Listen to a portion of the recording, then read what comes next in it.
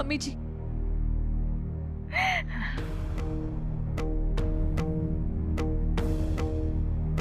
क्या आपने ये सोचा कि ये आपकी पत्नी है तो आपके पास फ्री का लाइसेंस है इन्हें मारने के लिए? या ये सोचा आपने कि ये एक औरत है तो आप पे हाथ नहीं उठाएगी, तो जितना मारना है मार लो। पापा जी, हमारे शास्त्रों में भी अर्धांगिनी को दर्जा दिया गया। आपको इन्हें प्यार, सम्मान, इज्जत देनी चाहिए, लेकिन आप तो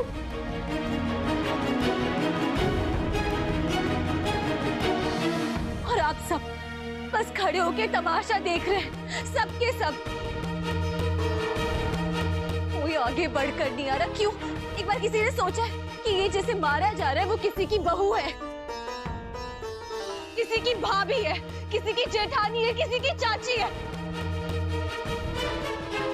सब खड़े होके बस तमाशा देख रहे हैं। इतना बड़ा घर है लेकिन फिर भी कितनी अकेली है वो।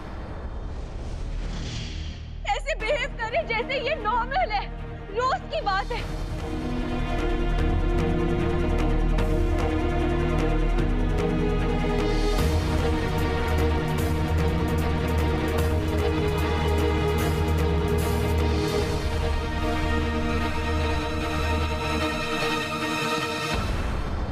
इसका मतलब ये सब नॉर्मल है, रोज की बात है। यहां किसी को भी तेरे सवालों के जवाब देने की जरूरत नहीं है। तुझे तो मैं अपने हाथों से धक्के मारकर इस घर से बाहर निकालूंगा। हाथ मत लगाइएगा हमें।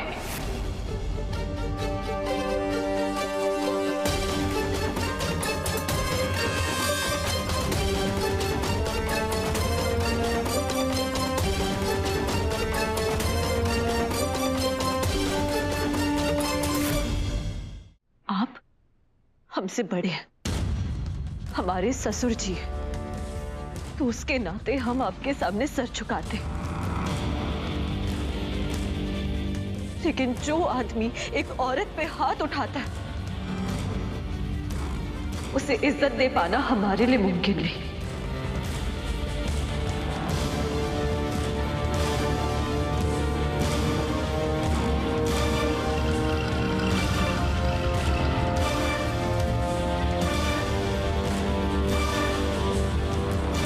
घटिया औरत,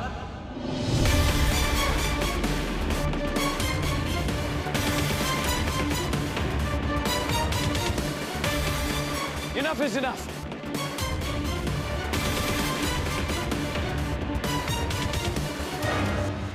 कब से तुम्हारी बातें सुनता जा रहा हूं, लेकिन अब शक्ति, अब अगर तुमने मेरे बड़े और बुजुर्गों के खिलाफ एक शब्द भी कहा तो मैं सहन नहीं करूंगा।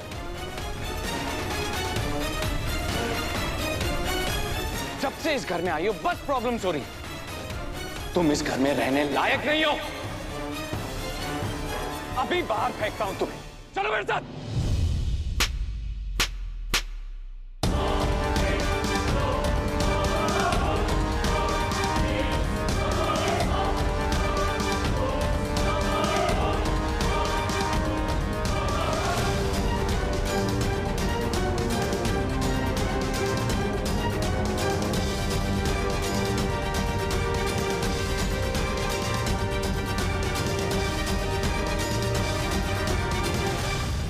ये थप्पड़ हमारी बहन के हाथ पर अपने जबरदस्ती का छाप छोड़ने के लिए, उसे खींचने के लिए, उसे घसीटने के लिए। 5 उंगलियां उनके हाथ पे बने हुए हैं।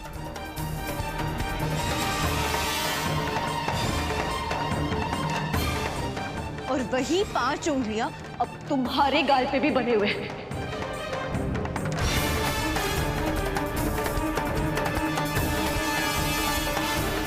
भूल से भी ये मत भूलना कि हमारी रिमझिम दी घर में अकेली है। उनकी बहन इसी घर में, इसी छत के नीचे उनके साथ मौजूद है।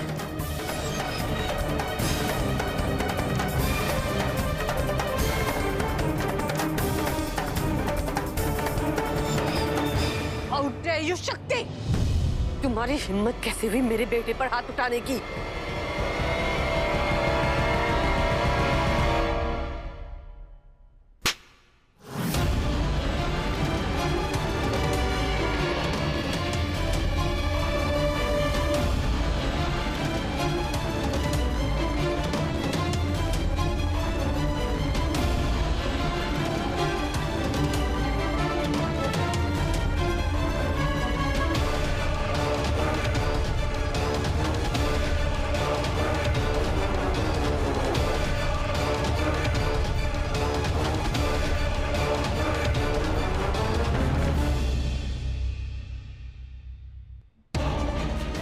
हमारी बात अभी खत्म नहीं हुई है और ये दूसरा थप्पड़ अपनी मां समान भाभी को गाली देने के लिए।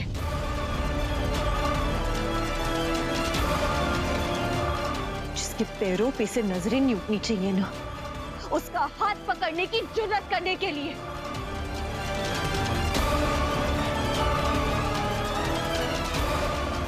आज जो गलती तुमने की है ना, दोबारा वो कभी मत करना, समझे कीर्तन?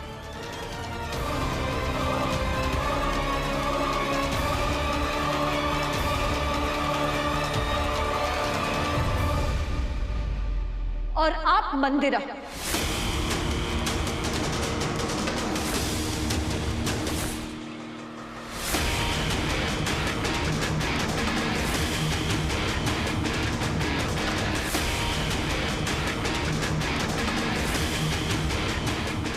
आंटी आप सबकी आंखों में धूल झोंक सकती हैं, लेकिन आज हम सच बोलेंगे, सबके सामने सच बोलेंगे।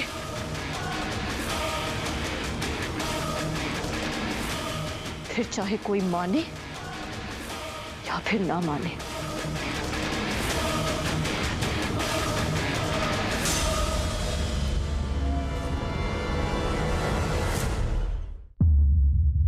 जो सच हम आपको बताना चाहते हैं ना,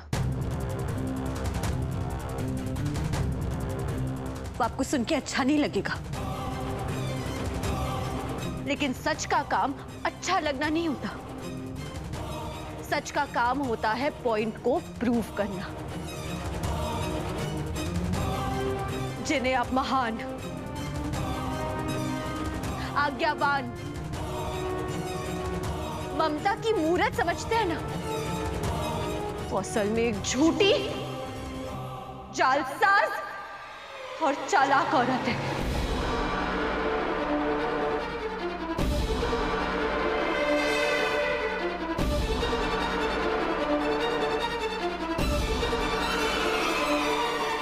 क्या? आपके घर में, आपके परिवार में आज तक जो भी कुछ गलत हो रहा है, वो सब इन्होंने किया है।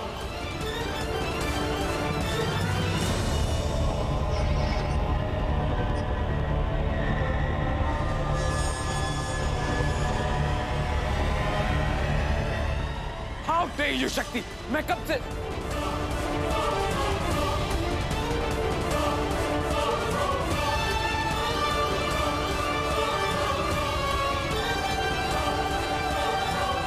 हे भोलेनाथ, ये सीता मैया चंडी मैया कैसे बन गई? आज तो ये संहार करके रहेगी। आप सबको सच नहीं पता, लेकिन हमें सच पता है। इन्होंने जानबूझकर हमें हॉस्पिटल के कमरे में बंद कर दिया हमारे इंटरव्यू के पहले।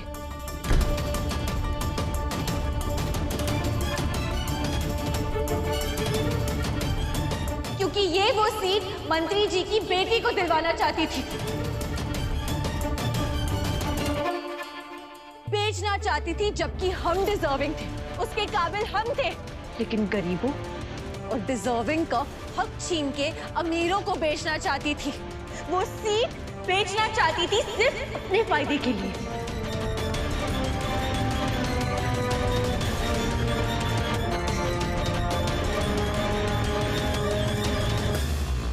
अरे दूसरों की हक की बात तो छोड़िए, ये तो अपने भतीजे को जेल भिजवाकर उसका हक भी मारना चाहती थी।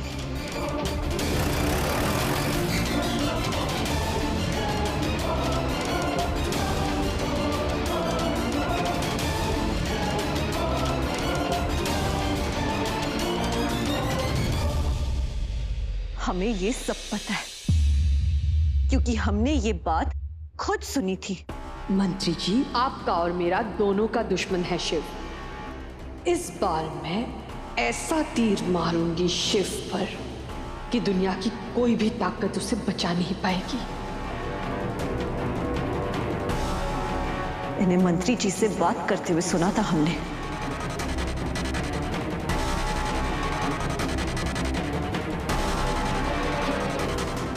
आप सबको लगता है कि ये डॉक्टर शिव से बहुत प्यार करती है ना, उनकी केयर करती है। गलत। इनफैक्ट ये डॉक्टर शिव से सिर्फ चिढ़ती है और इनका ईगो इतना बड़ा है कि उनसे बदला लेने के लिए इन्होंने हमारा फोटो अखबार में छपवा दिया।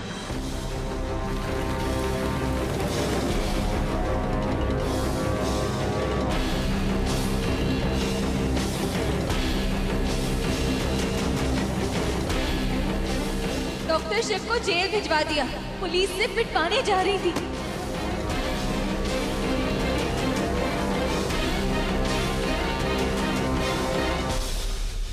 इतना बड़ा खेल खेला, इतना बड़ा खेल खेला ताकि डॉक्टर शिव खुद अपनी पोजीशन से रिजाइन कर दे और इनके बेटे कीर्तन को एमडी बना दिया जाए। डॉक्टर शिव कश्यप ने डिसाइड किया है कि एमडी और मेन ट्रस्टी के पोस्ट से रिजाइन करेंगे। GRK hospital and pharmaceutical group of companies के नए एमडी और मेन ट्रस्टी होंगे डॉक्टर कीर्तन कश्यप।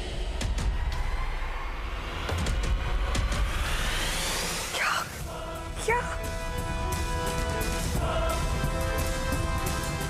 हमें नहीं पता कि पद्मा बुआ की ऐसी क्या मजबूरी थी जो उन्होंने सारा इल्जाम अपने सर पर ले लिया। अखबार में शिव की फोटो, उसका जेल जाना और वो रेजिग्नेशन, ये सब क्या तुमने प्लान किया था?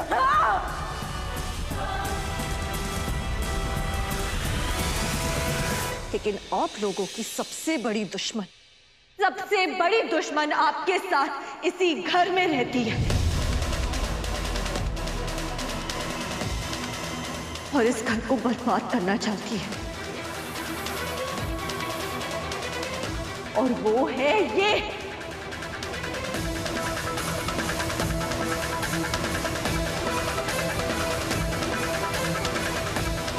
मंदिरा कश्यप।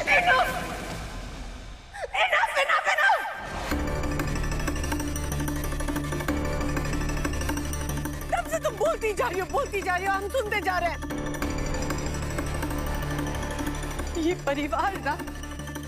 परिवार मेरी जान है, जान। समझी तुम? इस परिवार की इज्जत मेरी इज्जत है।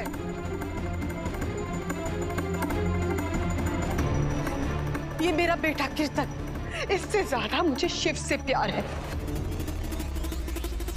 वो मेरा पहला बेटा है।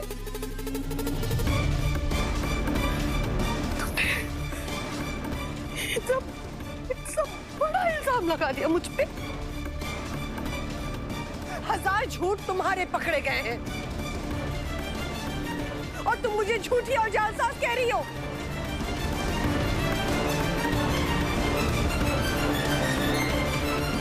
मां देखा, पहले शिव पर इल्जाम लगाए, फिर आप पर उंगली उठाई, फिर भाई साहब पर, और अब मुझे टारगेट कर रही है। चलिए 1 मिनट के लिए मान लिया 1 मिनट के लिए कि जो भी ये कह रही है ये सच है, तो प्रूफ तो दो।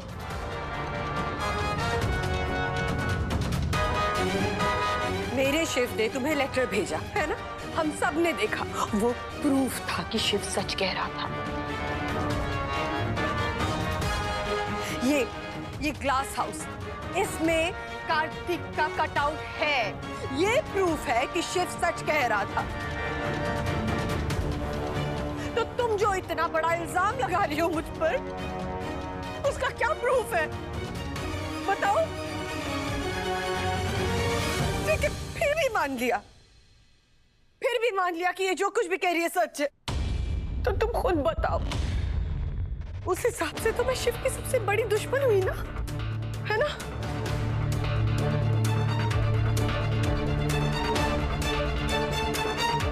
तो मैं शिव की शादी तुमसे क्यों करवाती? क्यों? जबकि तुमने खुद कहा है कि तुम उससे कितना प्यार करती हो। तो मैं शिव की शादी तुमसे क्यों करवाऊंगी जो उससे इतना प्यार करती है, उसके हर बात पे उसके साथ स्टैंड लेती है। तो तुम्हारी बात अगर सच है तो लाओ ना कोई प्रूफ। कोई तो प्रूफ होगा ना जिसके दम पर तुम इतनी बड़ी बड़ी बातें बोलती गई, इतने बड़े बड़े इल्जाम लगा दिए तुमने मुझ पर। हाँ,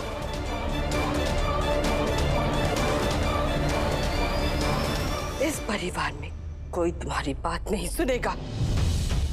मुझे तो समझ में नहीं आ रहा है कि तुमने शादी ही क्यों की शिव से, और फिर उस पे ब्लेम कर रही हो, फिर मुझे टारगेट कर रही हो। ना माँ मानेगी, ना भाभी, ना भाई साहब, ना पद्मा दीदी, कोई भी मानेगा नहीं तुम्हारी बात, क्योंकि सब मुझ पे विश्वास करते हैं, क्योंकि वो जानता है कि मैं सच कह रही हूँ। हमारे परिवार में से कोई तुम पे भरोसा नहीं कर सकता, इसकी मैं गारंटी दे सकती हूँ। हम विश्वास करेंगे।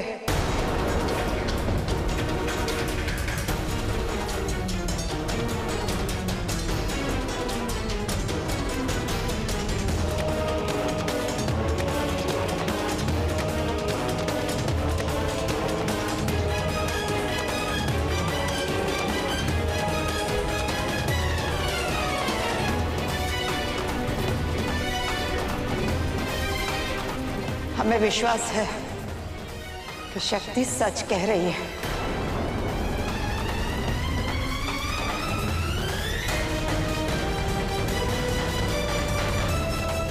बहुत साल पहले हम एक बार गलती कर चुके। शिव की पत्नी हमारी बहू ने हमें सच बताने की कोशिश की थी, पर हमने उसकी बात नहीं सुनी।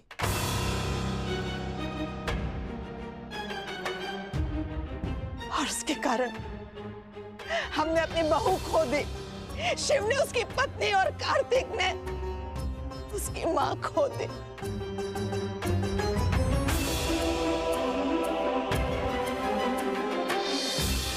हम समझते हैं कि अभी शक्ति के पास कोई सबूत नहीं है, पर फिर भी हमारा दिल कह रहा है कि वो जो कुछ भी कह रही है सच कह रही है, और इस बार हम अपने दिल की बात मानेंगे।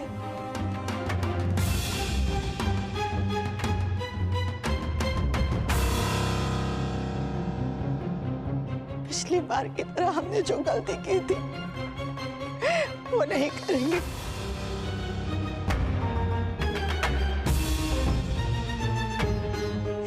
मां, एक बार सोचिए शक्ति क्या कहना चाह रही है, उसकी बात पर भरोसा करके देखिए।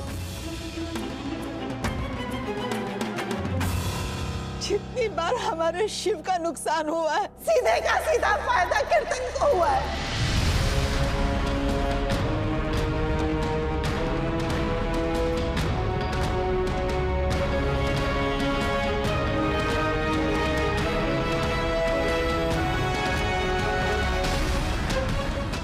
हुआ है ना माँ, हमारे और गौरी के बीच माँ बेटी जैसा रिश्ता था। उसका बिगड़ने का कारण क्या था माँ? क्योंकि हम मंदिरा पे आंख मूंद कर विश्वास करते थे और हमने अपनी बहू की बात नहीं मानी। माँ, मैंने आपको पहले भी बताया है, आज फिर बता रही हूँ। हमारे हॉस्पिटल और फैक्ट्री को लेकर मुझे मंदिरा चाची के रातें बिल्कुल ठीक नहीं लगते। माँ, आप समझने की कोशिश कीजिए। देखिए, हॉस्पिटल के अकाउंट्स, डॉक्टर्स की हायरिंग, यहाँ तक कि फार्मा कंपनी की सारी डिटेल्स उन्होंने अपने ही पास दबा के रखी हुई है। माँ, मुझे लगता है किसी भी दिन वो बहुत बड़ी गड़बड़ कर देगी और हम सब देखते रह जाएंगे। तुम्हारा दिमाग तो खराब नहीं हो गया? तुम्हें इस बात का एहसास भी है कि तुम क्या कह रही हो, किसके बारे में कह रही हो? मंदिरा, वो सिर्फ हमारी देवरानी ही नहीं, हमारी छोटी बहन जैसी। वो हमें धोखा देगी? वो हमें कभी धोखा नहीं दे सकती, हमारा विश्वास कभी नहीं तोड़ सकती। अरे उसने तो इस घर को संभाल के रखा हुआ है। हम अच्छी तरह से जानते हैं कि तुम ये सब क्यों कह रही हो।